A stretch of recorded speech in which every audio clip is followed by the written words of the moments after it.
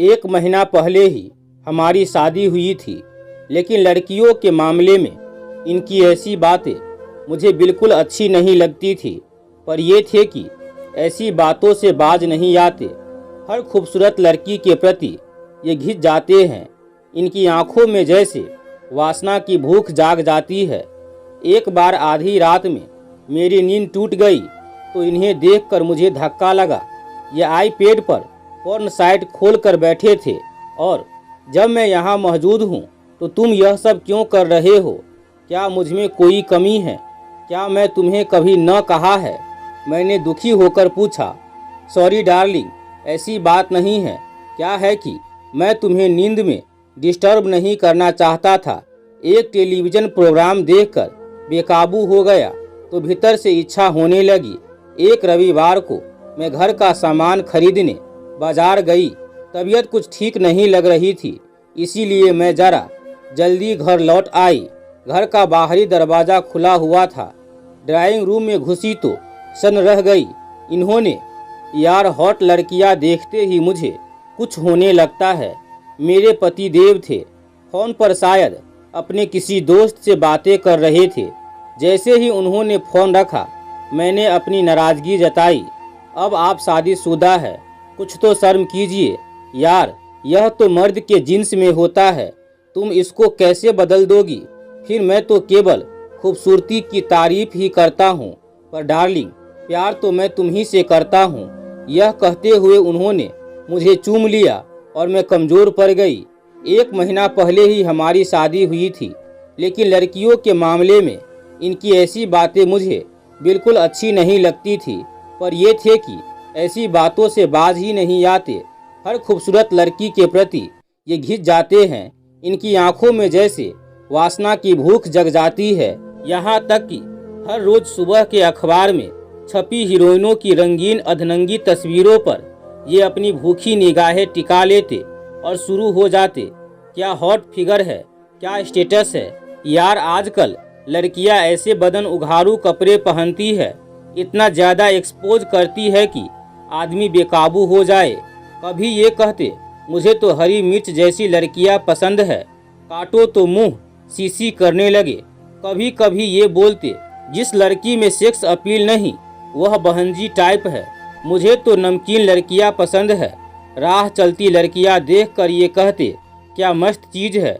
कभी किसी लड़की को पटाखा कहते तो कभी किसी लड़की को फुलझड़ी। आंखों ही आंखों में लड़कियों को नापते तौलते रहते। इनकी इन्हीं हरकतों की वजह से मैं कई बार गुस्से से भरकर इन्हें झिड़क देती। मैं यहाँ तक कह देती सुधर जाओ नहीं तो तलाक दे दूंगी। इस पर इनका एक ही जवाब होता, डार्लिंग मैं तो मजाक कर रहा था, तुम भी कितना शक करती हो। थोड़ी तो मुझे खुली हवा में सांस लेने दो, नहीं तो दम घुट जाएगा मेरा।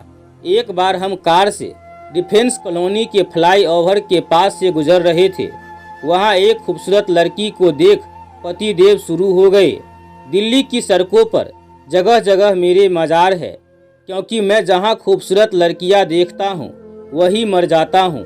मेरी तनी भौहें देखे बिना ही इन्होंने आगे कहा, कई साल पहले भी मैं जब यहाँ से गुजर रहा था तो एक कमाल की लड़की देखी थी।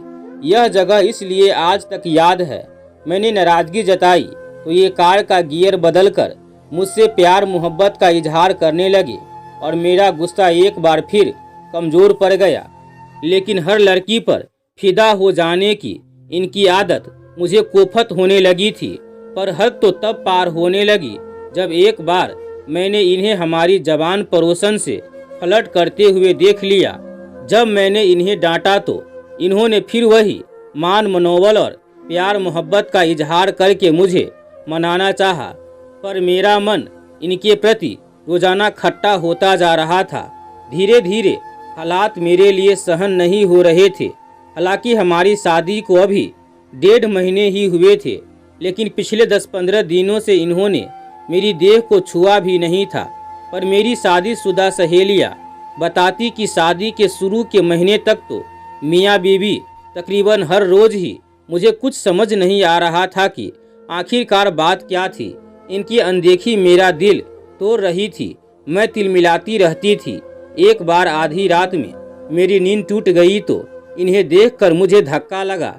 ये आईपैड पर पोर्न साइट खोलकर बैठे थे और जब मैं यहाँ मौजूद हूँ तो तुम यह सब क्या कर रहे हो? क्या मुझ में कोई कमी है? क्या मैंने तुम्हें कभी न कहा है? मैंने दुखी होकर पूछा। सॉरी डार्लिंग, ऐसी बात नहीं है। क्या है कि मैं तुम्हें नींद में डिस्टर्ब नहीं करना चाहता था। एक टेलीविज़न प्रोग्राम देखकर बेकाबू हो गया तो भीतर से इच्छा होने लगी, अगर मैं भी तुम्हारी तरह इंटरनेट पर पोर्न साइट देखकर यह सब करूँ तो तुम्हें कैसा लगेगा? अरे यार, तुम तो छोटी सी बात का बतंगर बना रही हो। ये बोले, लेकिन क्या यह बात इतनी छोटी सी थी? कभी कभी मैं आईने के सामने खड़ी होकर अपनी देह को हर कोना से देखती। आखिर क्या कमी थी मुझ में कि ये इधर उधर मुंह मारते फिरते थे? क्या मैं खूबसूरत नहीं थी? मैं अपने सोने से बदन को देखती, अपने हर कटाव और उभार को निहारती। ये तीखे नैन नक्श, यह छरहरी काया, ये उठे हुए उभार, केले के नए पत्ते सी यह चिकनी पीठ, डांसरों जैसी यह पतली काया, भंवर जैसी नाभि, इन सब के बावजूद मेरी यह जिंदगी किसी सूखे फवारे सी क्यों होती जा रही थी? एक रविवार को मैं घर का सामान खरीदने बाजार गई। तबीयत कुछ ठीक नहीं लग रही थी, इसीलिए मैं जरा जल्दी घर लौट आई। घर का बाहरी दरवाज़ा खुला हुआ था। ड्राइंग रूम में घुसी तो मैं सन रह गई। उन्होंने मेरी एक सहेली को अपनी गोद में बैठाया हुआ था। मुझे देखते ही ये घबराकर सॉरी सॉरी करने लगे। मेरी आंखें गुस्से और बेइज्जती के आंसुओं से जलने लगी। मैं चीखना चाहती थी, चिल्लाना चाहती थी, पति नाम के इस प्राणी का मुंह नोच लेना चाहती थी, इसे थप्पड़ मारना चाहती थी। मैं कड़कती बिजली बनकर इस पर गिर जाना चाहती थी। मैं गहरा समुद्र बनकर इसे डुबो देना चाहती थी। मैं धधकती आग बनकर इसे जला देना चाहती थी। मैं हिचकियाँ ले लेकर रोना चाहती थी। मैं पति नाम के इस जीव से बदला लेना चाहती थी। मुझे याद आया, अमेरिका के राष्ट्रपति रह चुके बिल क्लिंटन भी अपनी पत्नी हिलेरी क्लिंटन को धोखा देकर मोनिका लेविंस्की के साथ मौज मस्ती करते रहे थे, गुलछर्रे उड़ाते रहे थे। क्या सभी मर्द एक जैसे बेवफा होते हैं? क्या पत्नियां झल्ले जाने के लिए ही बनी हैं? मैं सोचती। रील से निकल आया, उलझा धागा बन गई थी मेरी जिंदगी। पति की ओछी हरकतों ने मेरे मन को झलनी कर दिया था। हालांकि इन्होंने इस घटना के लिए माफ़ी भी मांगी थी। फिर मेरे भीतर सब्र का बांध टूट चुका था। मैं इनसे बदला लेना चाहती थी और ऐसे समय में राहुल मेरी जिंदगी में आया। राहुल पड़ोस में किराएदार था, 6 फीट का गौरा चिट्टा नौजवान। जब वह अपनी बाहें मोड़ता था तो उसके बाजू में मछलियाँ बनती थी। नहाकर जब मैं छत पर बाल सुखाने जाती तो वह मुझे ऐसी निगाहों से ताकता कि मेरे भीतर गुदगुदी होने लगती। धीरे धीरे हमारी बातचीत होने लगी। बातों ही बातों में पता चला कि राहुल प्रोफेशनल फोटोग्राफर था। आपका चेहरा बड़ा फोटोजेनिक है, मॉडलिंग क्यों नहीं करती है आप? राहुल मुझे देखकर मुस्कुराता हुआ कहता। शुरुआत में मुझे यह सब अटपटा लगता था, लेकिन देखते ही देखते मैंने खुद को इस नदी की धारा में बह जाने दिया। पति जब दफ्तर में चले जाते तो मैं राहुल के साथ उसके स्टूडियो चली जाती। वहाँ राहुल ने मेरा पोर्टफोलियो भी बनाया। उसने बताया कि अच्छी मॉडलिंग असाइनमेंट्स लेने के लिए अच्छा पोर्टफोलियो जरूरी था, लेकिन मेरी दिलचस्पी शायद कहीं और ही थी। बहुत अच्छे आते हैं आपके फोटोग्राफ्स, उसने कहा था और मेरे कानों में यह प्यार सा फिल्मी गीत बजने लगा था। अभी मुझ में कहीं बाकी थोड़ी सी है जिंदगी। मैं कब राहुल को चाहने लगी थी मुझे पता ही नहीं चला। मुझ में उसकी बाहों में सो जाने की इच्छा जाग गई। जब मैं उसके करीब होती तो उसकी देह गंध मुझे मदहोश करने लगती। मेरा मन बेकाबू होने लगता। मेरे भीतर हसरतें मचलने लगी थी। ऐसी हालात में जब उसने मुझे न्यूड मॉडलिंग का ऑफर दिया तो मैंने बिना झिझके हाँ कर दिया। उस दिन मैं नहा धोकर तैयार हुई। मैंने खुशबूदार इत्र लगाए, फेशियल, मैनिक्योर, पेडिक्योर, ब्लीचिंग वगैरह मैं एक दिन पहले ही एक अच्छे ब्यूटी पार्लर में करवा चुकी थी। मैंने अपने सबसे सुंदर पर्ल इयररिंग्स और डायमंड नेकलेस पहना, कलाई में महंगी घड़ी पहनी और सज धज कर मैं राहुल के स्टूडियो पहुंच गई। उस दिन राहुल बला का हैंडसम लग रहा था। गुलाबी कमीज और काली पैंट में वह मानो कहर ढा रहा था। हे, यू आर लुकिंग ग्रेट्स। मेरा हाथ अपने हाथों में लेकर वह बोला। यह सुनकर मेरे भीतर मानो सैकड़ों सूरजमुखी खिल उठे। फोटो सेशन अच्छा रहा।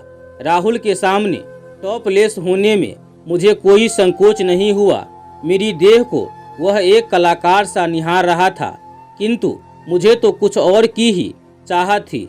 फोटो सेशन खत्म होते ही मैं उसकी ओर ऐसे खिंची चली गई जैसे लोहा चुंबक से चिपकता है। मेरा दिल तेजी से धड़क रहा था। मैंने उसका हाथ पकड़ लिया। नहीं सोनी, यह ठीक नहीं। मैंने तुम्हें कभी उस निगाह से देखा ही नहीं।